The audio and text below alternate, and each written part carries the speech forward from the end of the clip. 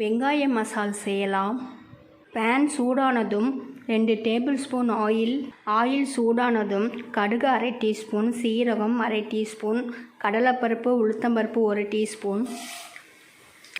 கடுகு சீரகம் பொரிஞ்சதும் கடலைப்பருப்பு உளுத்தம்பருப்பு செவந்ததும் கறிவேப்பிலை, வெங்காயம் 4 கப்பு, பச்சை மிளகா 6, 1/2 டீஸ்பூன் மஞ்சள் தூள், மிளகாய்த்தூள், தனியாத்தூள், சோம்புத்தூள் 1/2 டீஸ்பூன், தேவையான அளவு உப்பு.